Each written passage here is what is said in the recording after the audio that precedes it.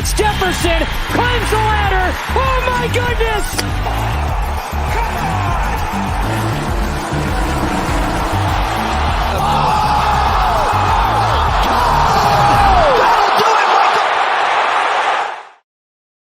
What is going on, everybody? Welcome back to another edition of the MMA Show, UFC Fight Night 226 here on the Run Pure Sports YouTube channel. I'm DC, back from vacation deep in the heart of Canada, here to talk UFC, of course, with the boys. Three-man show today. We got Drew, Redkachik, we got Mad Lab, and we are talking this 13-fight card for a DFS and betting perspective. Let's go over to you, Mad Lab. I missed the show last week. How did it go? And how are you doing on this Saturday morning?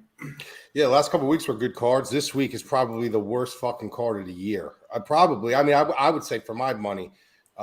So, you know, I would tell everybody out there that is playing today, if you have like a family barbecue or something to go to, like it's a card you can miss, but don't bury your bankroll in this card. Like, we have a major monster card coming next week. Save it for that. Try to maybe cushion your bankroll a little bit, but I would not bury a big bankroll into this card. I think that's honestly fair advice. You know, like some would make the argument that, you got to promote the show, you know, and hype up every card.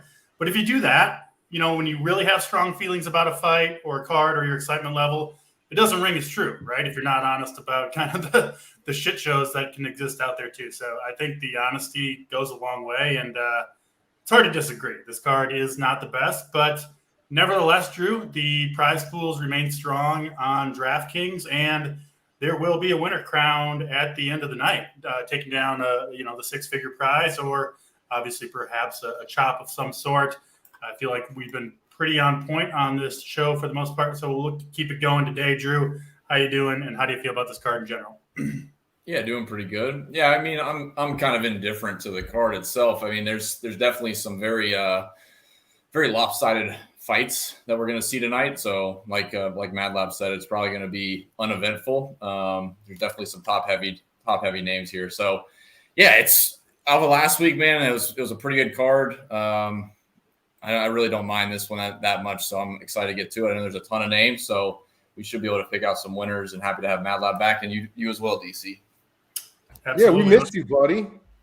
Yeah, I know. And I changed my tune in my texting. You know, you now called me out on texting too cold in the text, and maybe that applies to other people as well. So thanks for pointing that out. DC took like a retreat in the wilderness after you called him out, Mad Lab. He did. He left for 2 weeks in this retreat to find himself. He grew his fucking beard out. He did the walk like a man with Howie Mandel.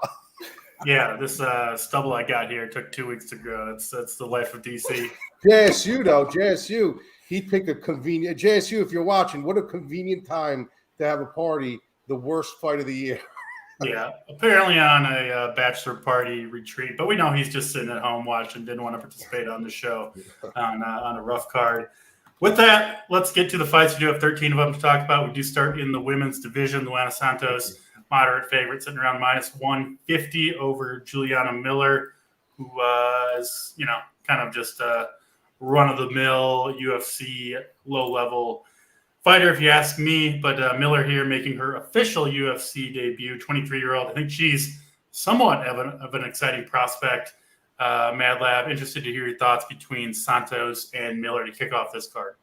Yeah, I mean, I'm not going to have like a ton to say about a lot of these fights, but this fight in particular, I focus on a little bit just for the mere fact that a lot of people, seem to like this spot because she's the Ultimate Fighter, winner and stuff like that. But you got to remember, this girl, take away like where she trains. Like, she's trained with Chris Lieben. She trained at Planet Jiu-Jitsu, which is a very unchained form of Brazilian Jiu-Jitsu, very creative. But if you watch her fight against Macedo, I mean, it was horrendous. I mean, she looked like she was a fish out of water. Everybody that she's fought in her young career has losing records except for one.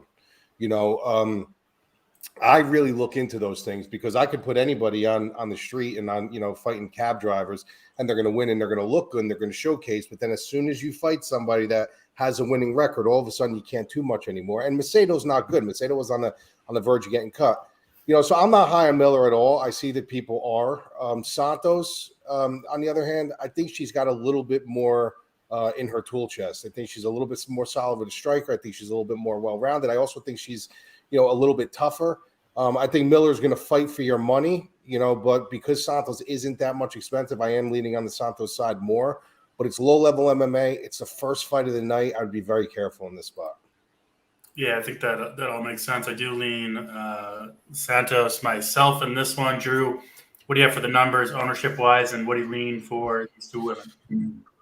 Yeah, I actually have this fight getting some ownership, surprisingly enough. I have Santos at 24.5%, and I have Miller at 19%. I think I'm just going to fade this fight completely, to be honest. It doesn't seem overly exciting inside the distance numbers. I mean, all things considered at the prices, there's cheaper dogs that have just as high of odds to win and win inside the distance. So I'm going to go there instead of Miller. And then for Santos, I can pay up a little bit more, and I feel like I have much more upside than Santos could provide. So, yeah, I'll be out on this fight. Again, pretty highly owned, and neither one grayed out very well for me. Yeah, potentially a little bit of a slow start to this card. I think the next fight, though, Damon Blackshear and Jose Johnson, will be one that people might want to target, at least where I'm looking at, especially on the Blackshear side. I think potential big score for him, Mad Lab, with the wrestling is what I'm seeing for this fight for DFS purposes. Blackshear sitting at 8,600 on DraftKings, not overly expensive. He is a big favorite as well, sitting around minus 290. Significant amount of money has come in on him since this fight opened at the books. What do you see, Mad Lab, Damon Blackshear, Jose Johnson? This fight really depends on Blackshear. I mean, he's either going to win this fight or he's going to lose this fight. Yeah. Like it's his style. He's one of those fighters that you really don't know what you're going to get. He's fighting Johnson, who, believe it or not, a lot of people are looking at him like this is his debut, short notice debut or whatever. The guy's been around. Like, the guy's fought in multiple organizations. He's been around. Just because you're not under the UFC banner right out of the gate doesn't mean that you're this newbie fighter. The guy is a well-traveled journeyman. So he is going to be tough. So if Blackshear doesn't show up, I could see Johnson giving him some problems. But this is Blackshear's fight to win or lose. 8,600, that kind of sits in no man's land. But I still think even in that no man's land, he's going to be one of the highest owned guys. I just don't know if he gets the finish. That's the thing. But I don't think he's going to need it with 8,600. I think he's a fine play. And I think, especially for like cash games, he's like more of a safety net. Yeah, makes sense. 2 for 2 on Blackshear there. And I think finish or not, right? I think obviously the finish makes Blackshear a good play. And if he doesn't, I could see some control time, some takedowns that get him on the optimal anyway. Drew, what do you got for ownership, Blackshear and Johnson? Yeah, there's just so much room at his salary that he really doesn't even need a ceiling to pay off at the price. He could have us like an above average fight for what we see from Vegas, and he's going to pay off. So I have 36% ownership for Blackshear, and I have about 10% for Johnson. So even at 36% owned, he's going to be 12%, 15% higher than anybody else in this 8K range for the most part. I think Blackshear is definitely going to be in a core play for me. So 8,600, 70% chance to win money line. He's about a 44% chance to win inside the distance. It doesn't get much better than that. So, yeah, Blackshear for me, that'll be my pick. And I will still have a little sprinkle of Johnson. What's up? What do you have his ownership at? I have Blackshear at 36%. Oh, wow. I got him higher than that. Oh, He might be higher than that, yeah. I got him at my guess 43. he should be higher, I think, based on those numbers and the best to get on the optimal. So Do you have Johnson lower than 10? So that's kind of my spread. I was like, I have 36. Johnson at 2.9%. Okay. Yeah, I got him. I think it'll be a little bit higher than that just off of, especially in the big GPP. But so that was what I was going to bring up at the end. I'm still going to have a sprinkle of Johnson.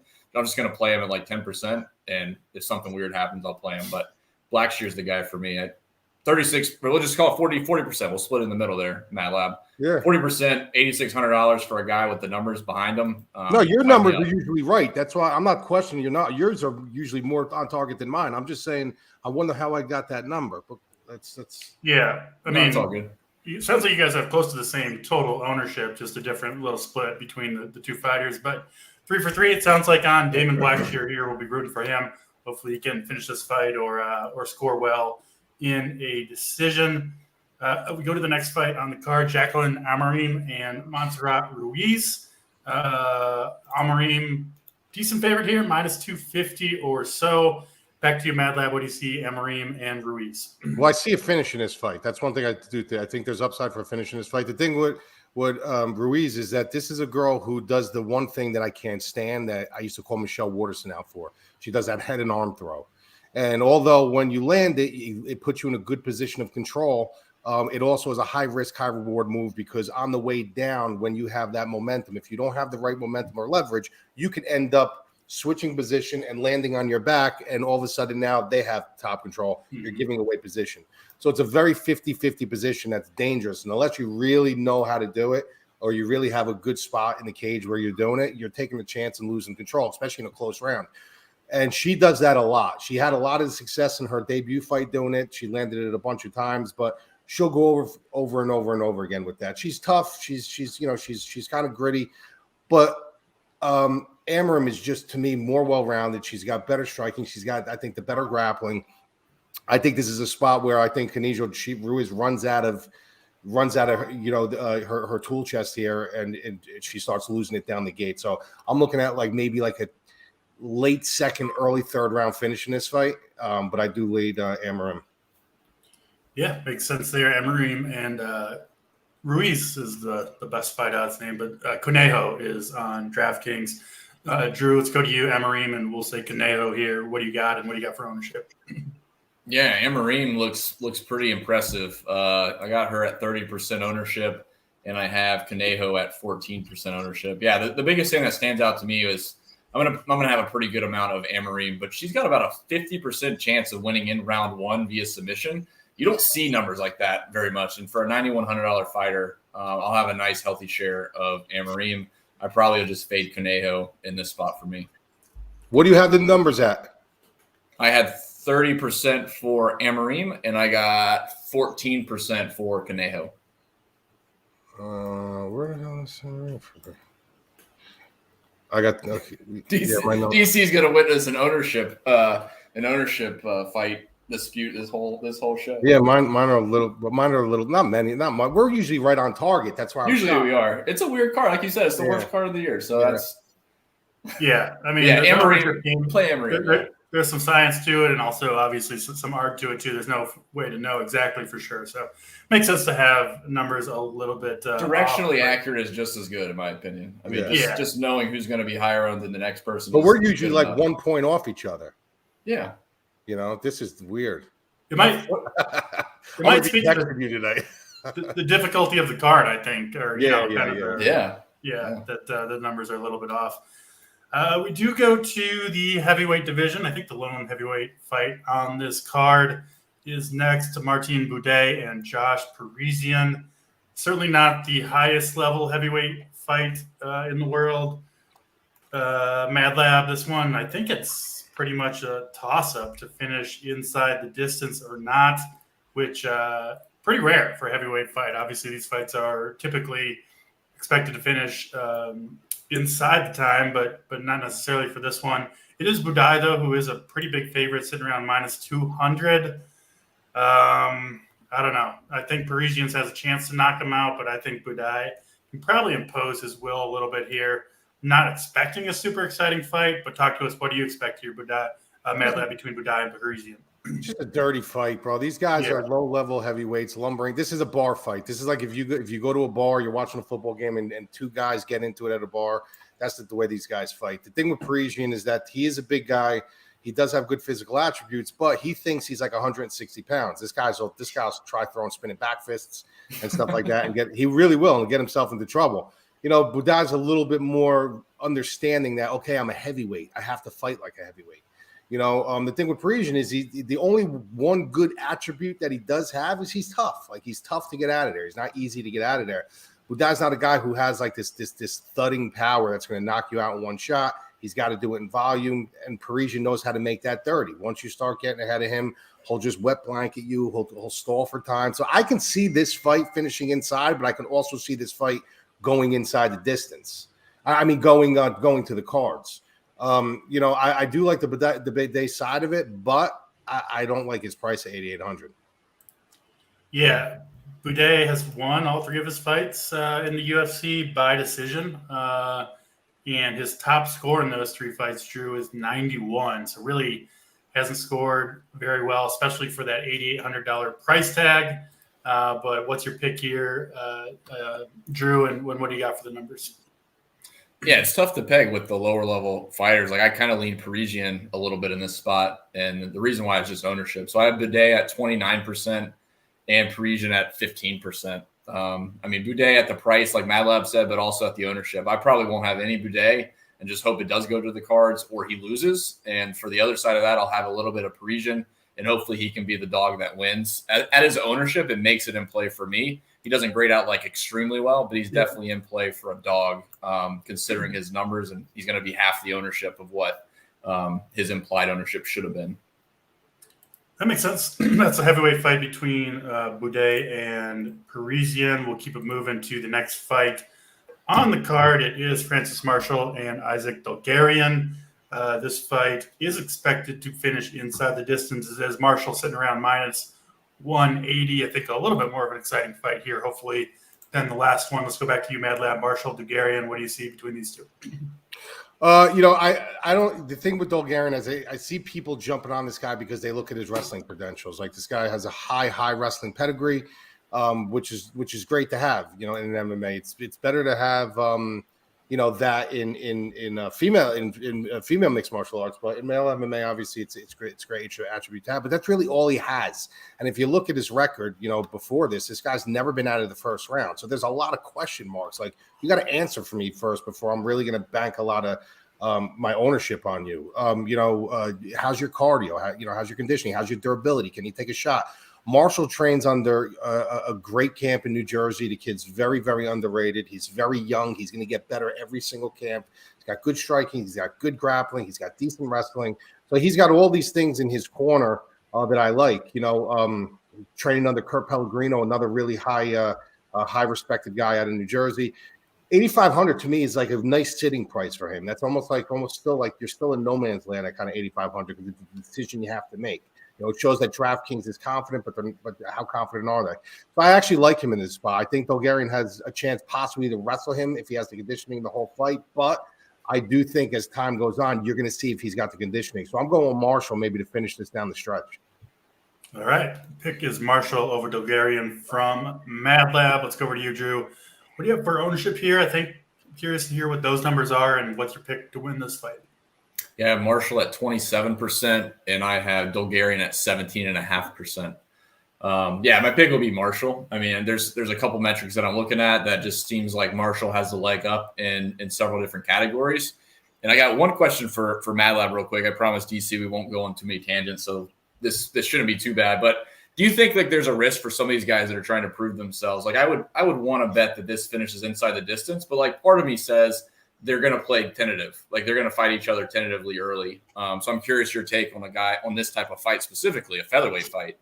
Are they going to have, play aggressive, or you think they're going to, tread lightly? This is their shot to get a win and get into the UFC and feel pretty established, I guess. Well, I think Dulgarian has a question mark. This guy probably wants to try to finish it early because he really doesn't know if he's got the conditioning. I mean, it's one thing in the gym, but once you get into the bright lights of the UFC and there's, the nation's watching and this and that, but like that adrenaline dump is real. So I'm sure he's going to put on a hard pace. Marshall, on the other hand, if I was his coach, his side might be saying, let this guy burn out his bridge a little bit. Bring this guy to the second round and see what he has. You know what I mean? So that would be the game plan. I would say Dulgarian would be the one that would come out of the gate to try to kind of panic shot him. And Marshall's going to be the guy where Pellegrino's going to say, get through this first round. Like, even if you drop the first round, get through the first round, then we're going to see what he has in the second round, see if he can swim. Yeah, I like Marshall to finish, but that's what I was thinking of. If these guys, they're relatively unknown. They're not going to, be too aggressive if they don't know the game plan of the other fighter. So that was my thoughts. Yeah. Sounds like maybe a Marshall second or third round finish if you're betting this card could be a decent way to go if you're following the Mad Lab blueprint for Marshall. Let's get to the next one. I think the most exciting fight on the card so far, Mr. First Round himself, Terrence McKinney, returns to the UFC. I think the second or third biggest favorite on this card is McKinney, sitting around minus 270 at the moment over Mike Breeden. This fight has, I think, the highest inside the distance number, frankly, that I can remember seeing, especially for a fight that's not a huge favorite either way. Minus 1,000 or so to finish inside the distance. Seems pretty crazy. Obviously, a fight, given that people are going to target for DFS purposes. McKinney sitting around 9,200, or not around, at 9,200. Breeden 7K. I'll certainly be targeting this fight heavy on both sides. But before we get to the ownership numbers, let's go back to you, Mad Lab. McKinney, Breeden. Do you see this fight finishing early, and who do you got to win it? So this is one of the things I try to teach, my subscribers. This is a very important thing to understand about fighting in general.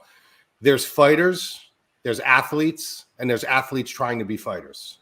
And that's exactly what McKinney is. McKinney's not a fighter. People jump on this train with McKinney because they see this big athlete, he's a good athlete, and he's got this great story behind him. He's not a fighter. I said that in the fight, after I saw his fight where he got knocked out, with the knee. You could just see in his face, this guy's a really good athlete trying to be a fighter. He's not an actual fighter. So anytime you get a guy like that, it's a risk and reward in every single fight, because you can get guys that really aren't that good, but they're actual dogs or actual fighters. That these guys will walk through fire to get to you, and then you won't do it because you're trying to use your athletic ability to get by. That's what McKinney does. So in this spot, should McKinney win this fight? 1,000%. Should he probably get it done in the first round? 100%. But I'm telling you guys right now, if he gets out of this first round, Breeden becomes extremely live. My sister becomes live against McKinney. You know what I mean? So I would say, you want in tournaments and stuff like that, he's going to be one of the chalkiest guys on the card. You want him because he's got the first round upside. But I'm telling you right now, do not fade Breeden, because if Breeden gets out of the first round, it becomes a 50-50 fight.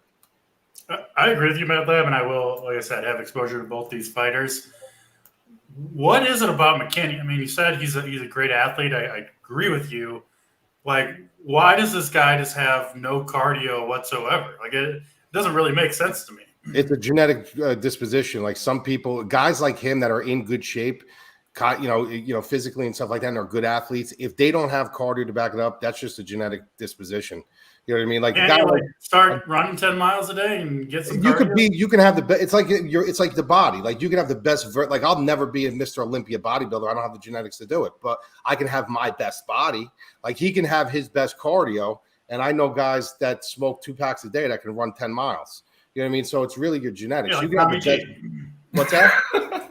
Tommy G. Running 10 miles a day. That kid couldn't. He can't run down the block, that kid. So you can have the best version of yourself, but you're not going to be a great conditioned, athlete. It really all depends. That's his thing. This guy literally has a great athletic ability, but his conditioning, just his lung capacity, he's not there. But more than anything else, the adrenaline dump gets him too. When he gets clipped, he gets nervous, he gets gun shy. That all equates into your conditioning. You start getting anxiety, you start breathing heavy. He's just not a fighter. The kid's a guy who fought on his athletic ability, and eventually that runs out. Yeah, I think that makes sense. Drew, I assume we're going to see some big numbers on both these fighters. McKinney, I imagine, might be the highest owned fighter on this card. Hard to argue with that. But what do you have for the numbers, and what do you lean? What are you doing with this fight yourself? Yeah, I still have the top range pretty spread out. I have McKinney at 36%. I have Breeden at 14.5%. That seems way too low cumulative ownership on this fight to me, at least. 50%, 52%. Yeah, that's what I have it at. Like I said, it's pretty spread out even over the 9K range. Everyone's right around 30 to 40%. So I think Mad Lab brought up a great point. Obviously, McKinney's in play for a win inside the distance, but the inside the distance is really just round one. Even looking at Vegas, Breeden has a better shot of winning in round 2 and round 3 than McKinney does in round 2 or round 3. But McKinney's minus 135 to win in round 1. So it literally goes McKinney's minus 135 in round 1, and by round 3 he's 33-1 to win in round 3. To Mad Lab's point, it's exactly what they show. He's going to gas out and potentially loses. I mean, Breeden's half the odds of McKinney to win in round 3. So I think Breeden's definitely in play. And at 15% is at least what I have it at. You call it 20% if you want. I think he's going to be under-owned relative to his potential, especially at the price. That's the main thing for me. But McKinney's definitely got some of the highest upside on the slate. But it's really just in round 1. Once it gets outside of round 1, you're paying the price from an ownership perspective and the price at 9,200. So I think both sides is definitely viable. I mean, if you just go by the numbers, either McKinney gets that round one finish. If he does, he's on the optimal almost certainly, right, at 9,200. Right. Or Breeden wins essentially by any method, all right, but especially a finish. And if Breeden gets the job done, he's probably there at 7K. So, like I said, that 50% cumulative ownership between the three. You don't see that very much. Like my mind's blown. Like literally, McKinney's 33-1 in round 3. Breeden is 16-1 in round 3. Like the odds. I'm going to tell you this right now. I'm going to make a bold statement. If this fight gets out of the first round, Breeden's going to finish McKinney. Okay. Yeah, I can't argue that. If he gets out of the first round, I mean, obviously, that's what the market says, right? That's kind of the general consensus on this fight. And if that's right, like I'm not disputing it, but I'm playing 5 lineups, and I think I'm going to have 100% of this fight. Maybe 3 McKinney, 2 Breeden, something like that, and hope that there's a finish either way, or like I said, either way, I think the winner of this fight has a pretty good chance to end up on the optimal when it's all said. They're either going to walk out with 3 optimals or 2 optimals. Yeah, it works for me. That's what I'm saying. This fight reminds me of. Do you remember when Michel Pieta fought that journeyman that came in on the debut, and he was like showboating him the first round, doing backflips, and then all of a sudden Tristan Connolly, and the kid ended up coming back and upsetting him, and he was like a 6,700 DraftKings play. I do not recall that. That's what this reminds me of. Like, if it gets out of the first round, you're going to see everyone going, "Holy shit, he's going to lose this fight." Breeden just needs to get on his bike for 5 minutes. And, that's it. That's all he needs to do. And run around like that girl. Just run out the cage. Yeah, round 2. Exactly. That's Breeden and McKinney. Should be an interesting one there. Perhaps fireworks early. We'll go to the next fight on the card. Another one that is expected to finish early, perhaps by way of knockout. This one -400 to finish inside the distance, and a big favorite is Marcus McGee, sitting around -380 over JP Buys. Expected fireworks here. Myself, Mad Lab, what do you see? Marcus McGee, JP Buys. Well, the thing with Buys is you got to feel bad for the kid. Like, if you're a man with a penis, like, you're kind of rooting for this kid. Really, I mean, seriously, because the kid's been through it.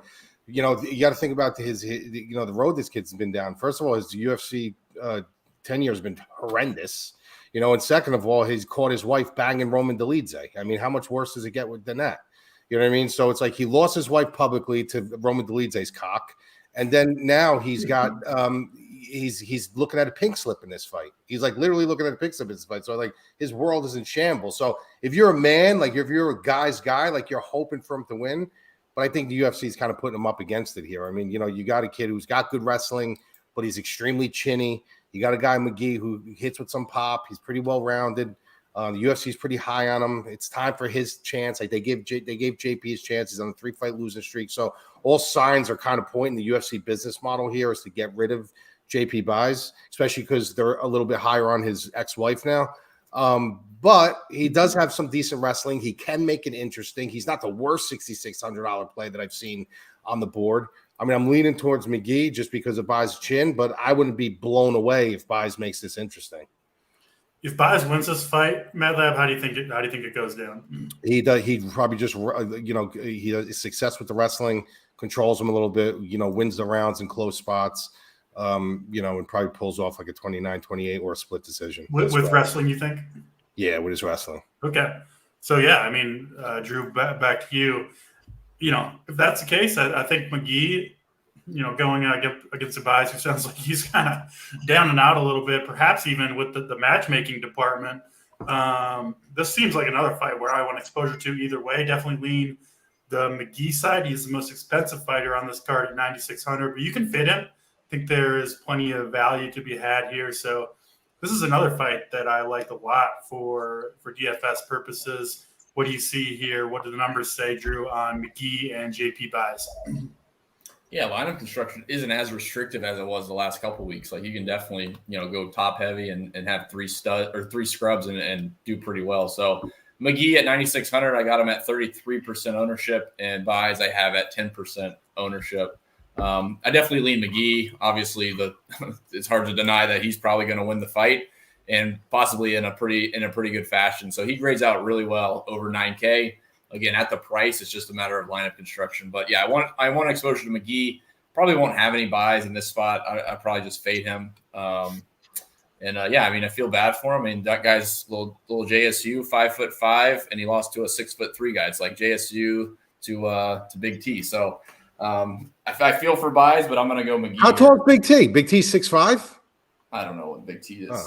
I don't think he's 6'5". He's probably 6'3", 6'4". 6'3" is what I was saying. Big T is like 6'3". Is he really? His name's fucking Big T. Of course he's I don't tall. fucking know. Maybe he's got a big head. Who knows? We need to start calling JSU Big J.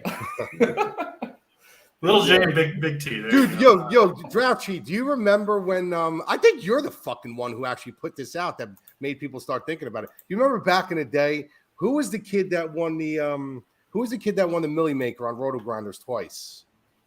He was a really nice kid, actually. I forget his name. I don't know for sure. So anyway, there was a private one of my subscribers, came to me. They're like, "Hey, bro." They're like, "I had no idea. Nobody had any idea that you were under 5'8". I'm like, "What?" They're like, "Yeah, there was like some Discord where people said that I was 5'8". I was like, "Who the fuck came?" I was like, "I guarantee it was fucking probably Draft Cheat saying this shit." No, man, I would never start shit on the internet. That's not my thing.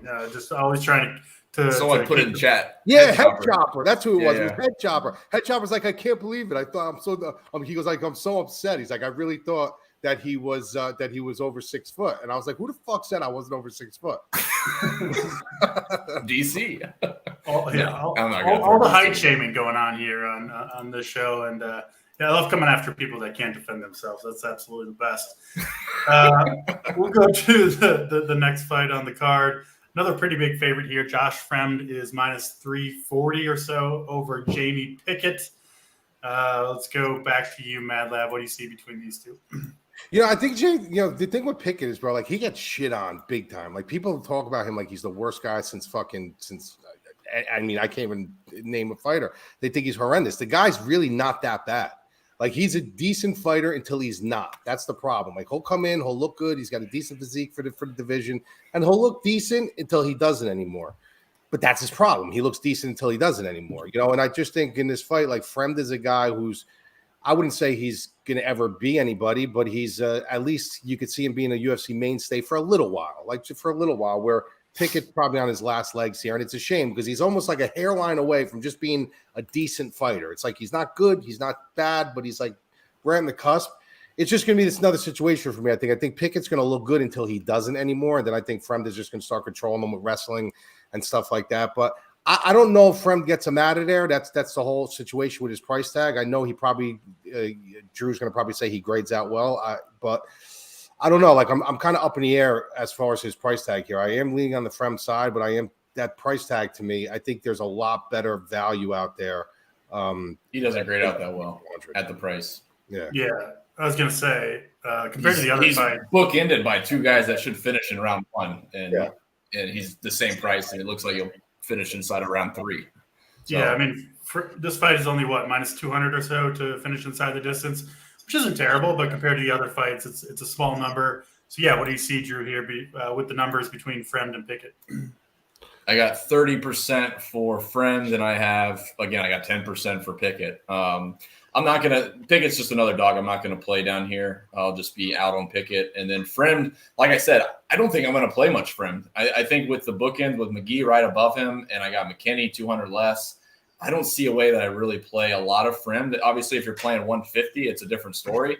But for me, I don't think I'm going to play much Fremd. It's going to be mostly McKinney and Amarim, we talked about earlier, and some McGee. Fremd's just going to be an odd one out, but he's still a good play. Like in a vacuum, he looks like he's going to win and possibly win inside the distance. It's just a matter of ceiling, and I don't think he has a ceiling to compare to a McGee or McKinney. That makes sense. That's Josh Fremd and Jamie Pickett. We'll move on to the main card here. Before we do, a little business to take care of. If you do want to join the winner's circle, of course, we do have the best promo code I can remember running over at RPS right now. I can say for certain it won't last long, but NFL 23, if you do want to join us over at Run for Your Sports, we'll get you 23% off for life, assuming you don't cancel your subscription, which, that's not going to last forever. It is, of course, NFL season. So if you do want to join us again, that's NFL 23 to sign up over at Run Pure Sports. While you're here, hit the like button. It does allow us to bring you guys these shows completely free of charge. Each and every week we have a UFC card. Hit the subscribe so you don't miss any content. And, of course, if you do join us today, we have Mad Lab's fight write-ups for each and every fight and all of our picks, 10 different coordinators picking the fights, giving you inside the distance or by decision. Got a lot of winners in MMA over the last couple months, and we'll look to keep it going today. We do have all sports, of course, baseball, golf. We've got NFL coming up, preseason. We had a big shipper on Thursday night. Our guy, Bruce, who does the college football projection, shipped the 50K, which was awesome to see. We'll throw it to you, Mad Lab. Why don't you promote what you got going on over at your site? Yeah, so we've been doing really, really well. We had a really good week a couple weeks ago. We've been, believe it or not, one of the things that we've been hitting a lot of, or getting super close, like off by one fight, are suicide parlays that we throw. We do them for fun. We don't, throw a heavy unit share on them, but we've been hitting like plus 1200s and stuff like that. The last couple of weeks, we did well in Bellator last night. We won some, so we went through a little bit of a dip where we were kind of teetering back and forth. Like we would win one week, we would lose a little the next week, but now we're starting to hit that streamline again. So it's really good. Obviously, all the DFS content, we have a great community. And then starting football season, we get the RPS stuff. What the fuck are you laughing at, Drew? I'm sorry, man. Lab. I should have been on mute. It wasn't for you. I was reading Jason's comments, said in a blanket. I remember he brought JSU said that last week instead of in a vac. He said in a blanket. And I was just starting. I said in a blanket? No, JSU did.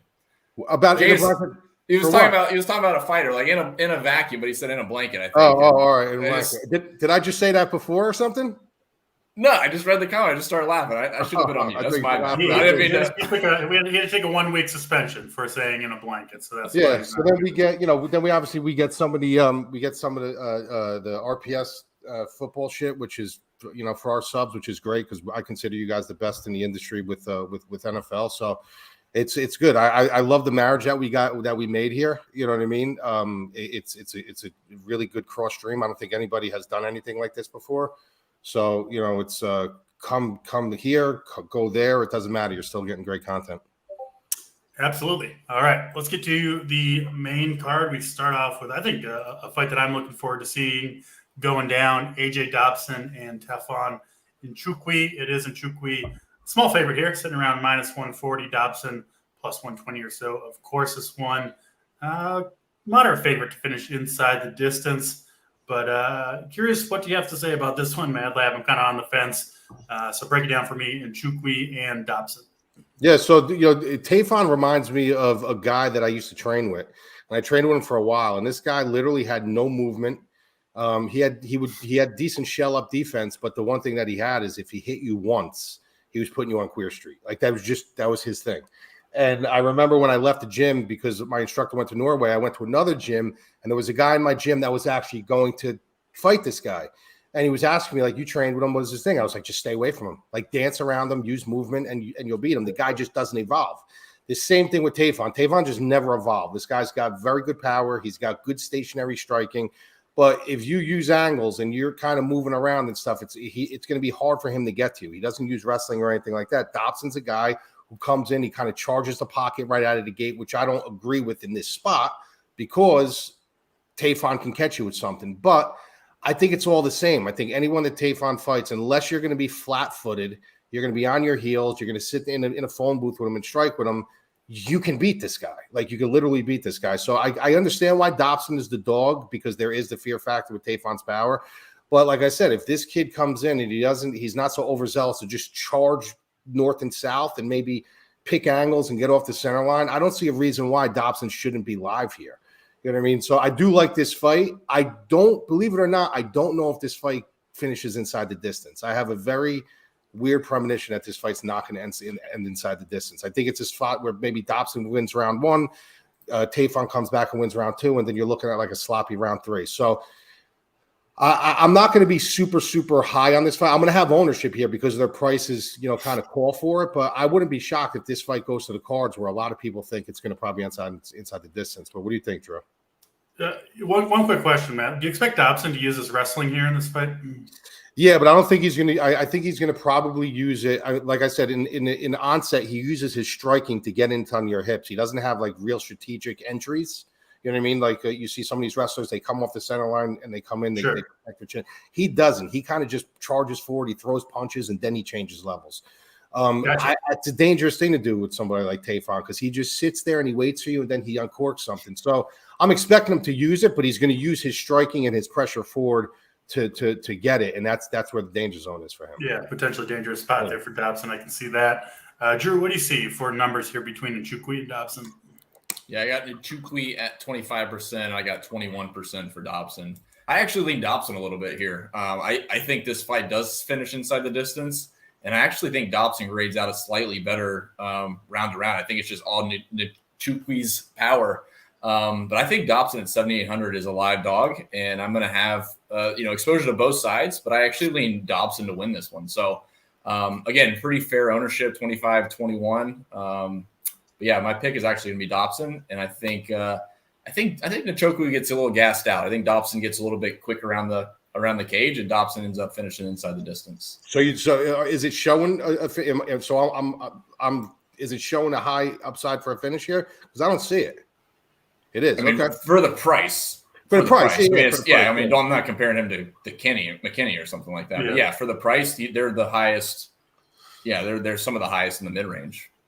But it makes sense to me. It's kind of a last guy in type of thing for Dobson to get the upset at a moderate price. So, yeah, I like that call of Dobson over Inchukwi. I'll have some exposure to Dobson myself as well. Let's get to the next fight on the card. We go back to the women's division. Yasmin Lucindo sitting around -200 over Viana. We'll go back to you, Mad Lab. What do you see, Lucindo and Viana? Polyana Viana, this is a girl who she's extremely marketable. She's got a look about her that the UFC kind of hopes that she does well, but she's an opportunistic grappler, and that's the difference between being a really good functional grappler and an opportunistic grappler. She's got the credentials behind her. If you look at her credentials in the grappling space, she's a good grappler, but you have to give her something. She's not a girl that's going to be on the ground with you and she's going to attack submissions and she's going to chain different submissions together. It's just not her thing. You have to kind of put something in her lap for her to latch onto it. If you do, chances are she's going to latch onto it. But if you don't, chances are she's really not going to have anything else to really offer you. So, I'm leaning Lucindo in this spot. I know a lot of people like Viana, but I think it's more of her marketing thing. Like a lot of these people look at these fights and they look at like her get on the scale, Polyana Viana, but I don't know. Like there's nothing that she really does that impresses me unless you make a mistake, open up a window and give her one of your limbs. Outside of that, like she's not too impressive for me. Where Lucindo's tied together a little bit better. The problem is when you're fighting a girl like Viana, you have to be careful of those windows, which is going to make you sit back and pause a little bit. For $8,700, you got to wonder how Lucindo's going to approach it. Is she going to come into the pocket and say, I don't care if I get into a grappling exchange with this girl, or is she going to stay on the outside and kind of piece her up for a little while first? So I don't like the price tag on Lucindo, but I am leaning on her to get the win. Yeah, that's kind of where I lean on this fight for DFS purposes. What do you see, Drew, Lucindo and Viana?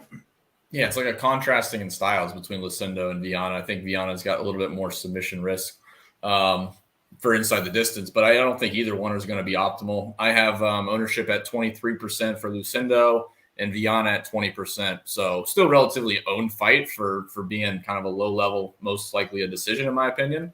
So I think I'm just going to be out on the fight. I see why Viana gets some steam. I think Vegas is scared of her finishing inside the distance, but I think Lucindo is just a little bit classier and gets the win. It's just going to be through decision, and it's not going to be optimal at the price.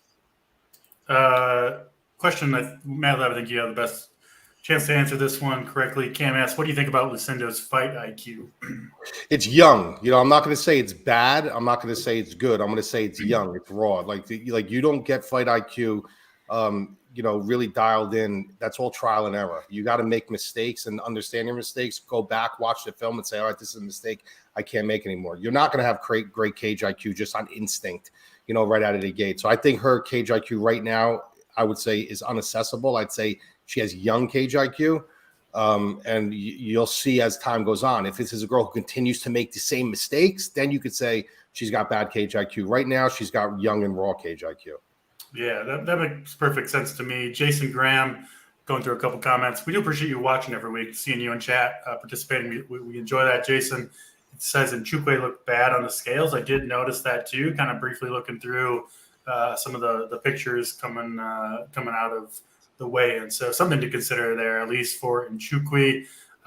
Do you look at that, Mad Lab? Do you consider kind of how they look on the scales when handicapping these fights? It's one of the biggest things I look at. A lot of people, like, I understand in certain sports where people pull the trigger like really early on early lines to try to jump on them, but it's a blessing and a sin at the same time, because at the end of the day, I tell people all the time when they say they're fighting on Saturday night, no, the fight is before the fight. The reward is the night of the fight.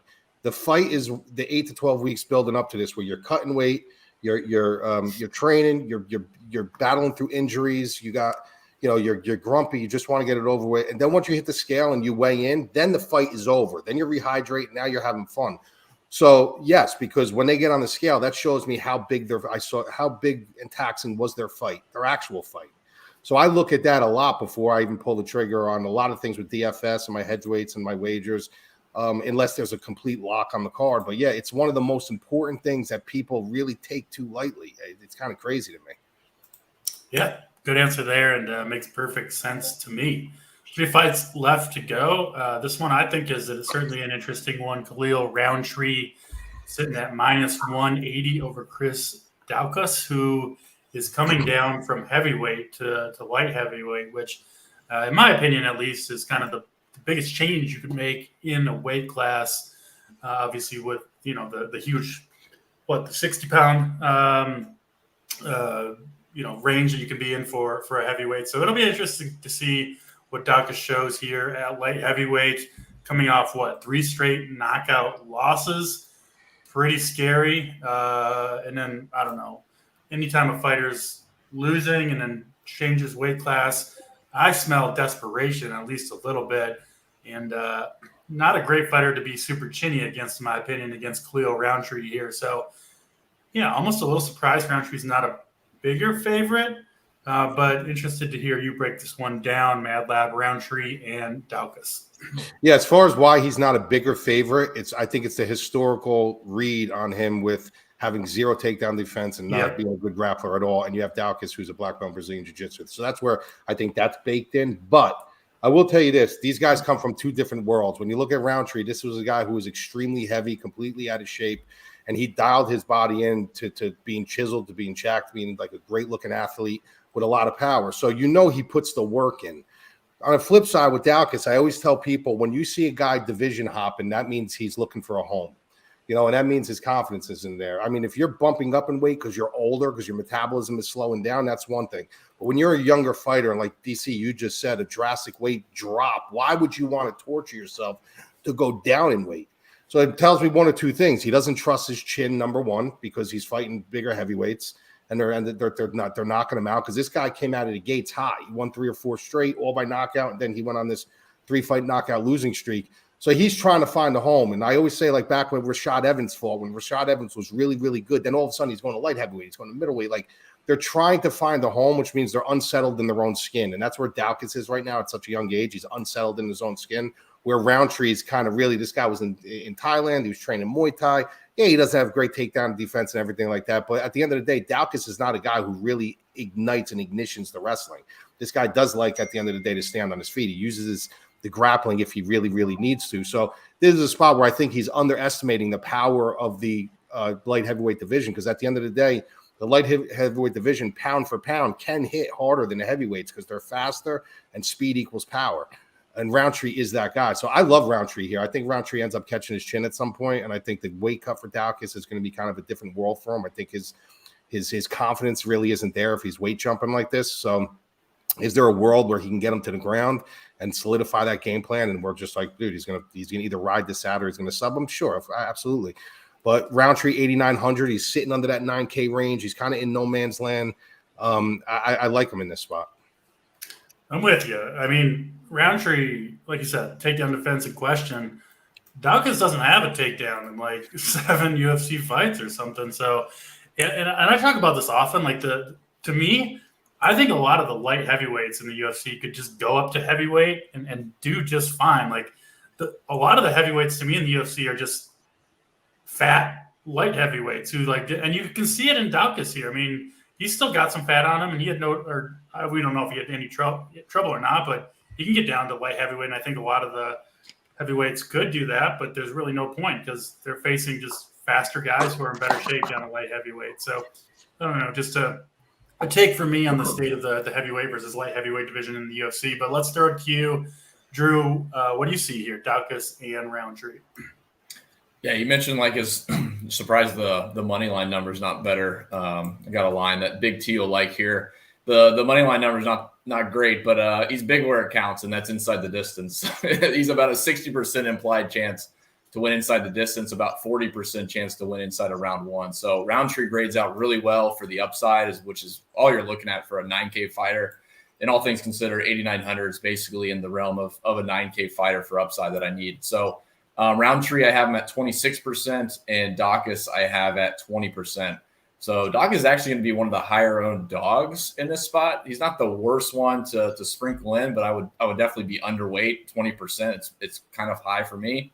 But Roundtree, I'll be well overweight. I got my optimal ownership on Roundtree at 36%, considering his inside the distance number. So Roundtree for me, 8,900. He's a great one to pair with any of the 9K fighters. Makes sense. And MN asks, Drew, correct me if I'm wrong, Mad Lab, you don't do mass multi-entry for UFC DFS? Or No, I don't do MMAs. Yeah. So Drew's really the only one that's qualified. I've done it a few times. But locking a fighter in your mass multi-entry, I'm guessing the answer is no. I think it would be no for, frankly, most people that play UFC or really any sport. But Big T will do it every now and then. At least I've seen him do it in golf recently. I don't know if he did in 150 or some other contest. But, I mean, the MMA mindset is a lot of times just get back as much as you can so you can survive to the next MMA slate. So that's my thought process. If you're really sold on someone, go for it. Hold your inclinations, I guess. But yeah, the MMA is a long landscape, and it's just surviving until you have a big win, and that's basically it. So yeah, trying to have exposure to the underdogs. And so if you think Roundtree's a lock, having some Daucus on the other side is never a bad thing. You're just trying to recoup as much as you can. Yeah, we did add one of the greatest MMA DFS guys of all time recently to the team over at Run Pure Sports, JBC. And picking some of his brain. He's constantly in Discord, by the way, answering questions, all that stuff. Kind of seems like the name of the game in MMA is just to be a little bit over the field on the good plays and a little bit under the field on the bad ones, right? Yeah, and you write out variance. Yeah, exactly right. But yeah, to go all in MMA is a tough game. You could be on a losing streak for a while, especially in MMA. I mean, you get a guy that's a favorite and gets knocked out, or some girl that's a favorite, 9,200 gets knocked out in round one, and you're dead for the rest of the night. So I could see Big T doing that though. I think he had. I'm pretty sure. I think he had. I've definitely locked a player or two in MMA before, and hey, maybe there's a reason I don't do it. Big T's does it and pays off. He did it at the British Open 3 weeks ago. He locked in Brian Harmon. He won the tournament. It's a more fun way to play DFS for sure, to kind of be all in, but it can be ugly when things don't go your way. And MMA too is so binary. It's a win or a loss. Like other sports, they can still pay off or be an optimal line or be good enough to win. MMA is just too binary. And even if they win, it doesn't mean. Last week, 2 weeks ago, I scored 7 and change, bro. And I was like, all right, dude, this is going to be fucking. Everyone won. I lost the $10,000 first prize spot by 3 points. I'm like, what the fuck, dude? Yeah. The variance is crazy with those type of sports. Yeah, it is what it is. But yeah, that's probably the answer to your question. 2 more fights to get to. We'll get to some of these questions maybe at the end of the show. Should have time today to do so. Next fight on the card, Cub Swanson and Hakeem Dawoodu. Dawoodu is a -230 or so favorite. I did read your write-ups, Mad Lab, so I know your answer to this question, but we'll ask it anyway. What do you got between Swanson and Dawoodu? I'm not a fan of Dawoodu, man. I'm just not. I mean, I know he's a lot of the guys over in Canada, the Canadian space really like him, but I'm just not a fan of him. The guy's got decent pop in the shot. He's without a doubt a talent. The kid is a talent, but I feel like on a body that has 4 gears, he only puts it in second gear in every one of his fights. He's low volume. He's just, I don't know. There's something about him that just he doesn't do it for me. You got a guy in Cub Swanson where he's as Jekyll and Hyde as they come. Yes, he's 39 years old, but at the end of the day, this guy, when he shows up, he'll fucking show up and he'll light up the scoreboard with 120, 130 significant strikes. He goes into this flow state that just is incredible. However, he does also have spots where he looks like complete dog shit and he'll get starched in the first round. So it really depends what Swanson shows up. Do I think Swanson's the better fighter? Absolutely. I think he's the better, more technical fighter. He does have a black belt Brazilian jiu-jitsu that unfortunately it just doesn't work out for him. It has never really translated in MMA. He's very susceptible to be getting subbed, but he doesn't got to worry about that with Dawoodu. He's got to worry about protecting his chin. Dawoodu's going to be quicker in this spot because he is younger, probably going to hit it with a little bit more power. But I'm telling you right now, I think Swanson's live in this spot. I'll probably be a little over the field on Swanson here. I'll bury my eggs a little bit in the philosophy of that. I'm hoping Swanson actually has one more swan song in him. If not, this will be his exit strategy out. But I think Dawoodu's a very beatable fighter. I've seen Dawoodu in the same situations where he looks great in some spots and he looks fucking terrible in some spots. So if he comes in and looks bad and Swanson looks good, I could see Swanson running away with this one. And I could see Swanson maybe clipping him late or running away with a decision, which either which way but loose will pay out. And Swanson's probably going to be lower owned on the card. So it's a leveraged spot that I'm willing to take some flyers on. Do you think Swanson has the wrestling chops to get this fight to the ground? Well, that's one of his biggest things. His biggest thing is he's got a very good grappling when it's there. His defensive grappling is not good, but he does have good. The problem is a lot of these guys that have good Brazilian jiu-jitsu, they don't have the wrestling. You know what I mean? But I think more than all, Swanson's going to try to probably, use his technical striking because he's a very good technical striker to try to season Dawoodu, early. Makes sense. Let's go to you, Drew. What do you got for the numbers and your pick between Swanson and Dawoodu? Yeah, I have Dawoodu at 24%, and I have Swanson at 17%. So there's not many fights on this card that I absolutely hate, and this I'll be a little bit different than Mad Lab. I really don't like this fight. I don't know if Dawoodu has the upside at 9K. It just seems a bit excessive. And I just, honestly, just looking at the comparison between Dawoodu and Roundtree, Dawoodu's money line number is deeper than Roundtree, but his inside the distance number is so much lower, and that's really a big staple for me is looking at upside at the 9K number. So Dawoodu will be a fade, and then Swanson, I might have to reconsider a little bit. I was planning to just X him out as well, but it sounds like Madlab thinks he's live, so I might sprinkle in a few Swanson lineups. But yeah, overall, I'm not super excited about this fight, mainly because Dawoodu's nestled around some big upside guys, in my opinion, and Swanson, I think, still is going to get, decent ownership, and I don't see the upside necessarily there. And maybe it's just a win-in decision. And maybe that's here's another thing. Here's a philosophy. Like when there's dogs like this on the card that are so low, like you got to look at the guy who's like heavily favored, and Dawoodu's not a finisher. So anytime, every second that goes by that you have a dog he's fighting a guy he's actually staying in the fight. As long as he's staying in the fight, you're getting a better chance. And Dawoodu's not a guy who's a consummate finisher. So if you're giving me 15 minutes for a guy like Swanson to maybe gain an edge here and there, I like my chances there. No, that's a great point. Yeah. All right. That makes sense between Swanson and Dawoodu. Let's get to the main event. Essentially a pick'em. Rafael dos Anjos, very small favorite over Vicente Luque. Both these fighters have scored very well in their wins for the most part. Justin Sports asks, any fights worth stacking or at least stackable? I would personally only do that in cash games, which I don't really play in MMA DFS anyway. And this would be really the only fight on this card that I would consider doing that at all. Drew, your thoughts on stacking fights and this fight in general?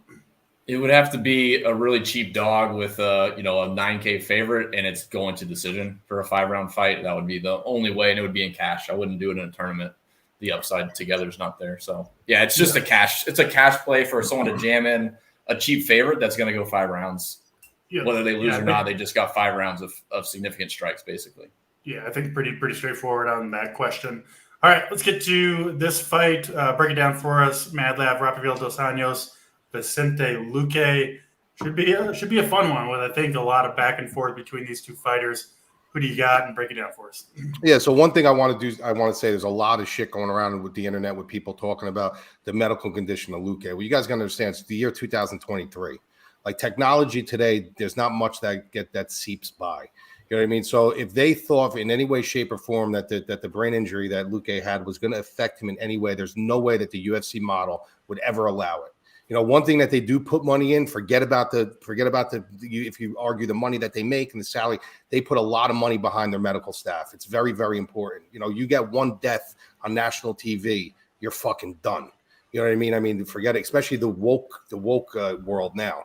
You know, so they put a lot. So they know that this guy is okay. And this guy is ready to go. So you got to pull that off the table. The thing you do got to put on the table is Luque is a window fighter. Luque is a guy who had his opportunity because of his style of fight.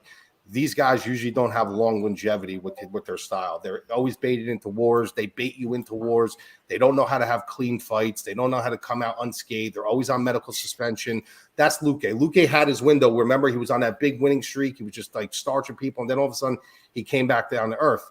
You know, so I think the kid is super, super talented. The guy's got a high pedigree grappling off his back. He's got high pedigree grappling anywhere it goes. He's a good striker, good power.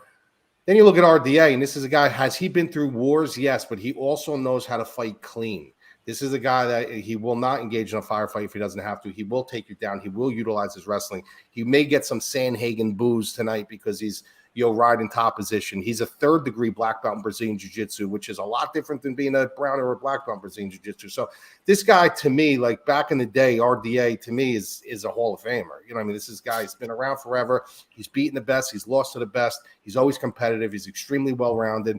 And Luque, to me, is a guy that I think that we might start seeing his wars catching up to him in this fight. He may be a little bit trigger shy because maybe mentally he may think to himself, like, what if this happens again? What if my brain isn't okay? What if technology isn't correct?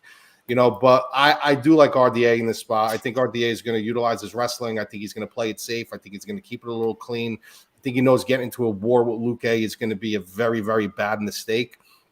And I think you're going to be looking at either a dragged out RDA win, you know, with his wrestling and his grappling, or you're going to look at some kind of anaconda choke or some kind of submission, you know, down the stretch. So I'm going to lean RDA, but like I said, when you have an 8,200 and 8,000 price tag on a 5-round fight with both guys who are, you know, high octane, good finishing upside, great conditioning, you got to kind of play it both ways. But my heavier lean, without a doubt, is going to be on RDA.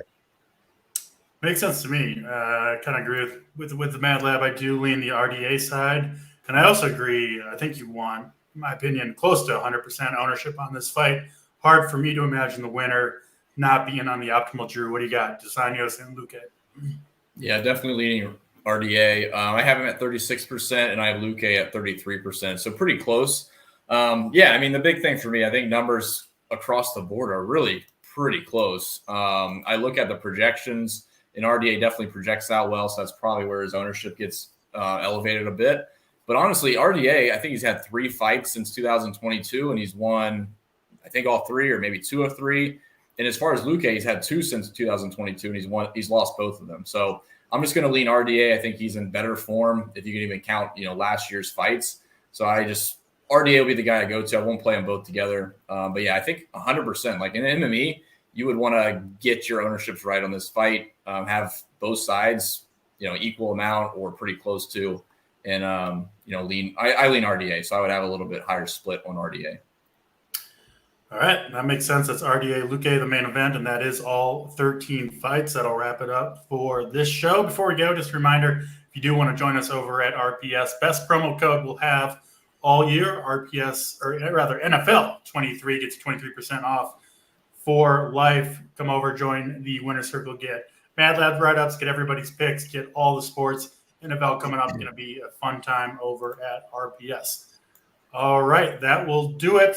For Drew Redkachik, for Mad Lab, I'm DC. We'll be back same time, same place next week. Thanks for tuning in, everybody, and we'll check you next week.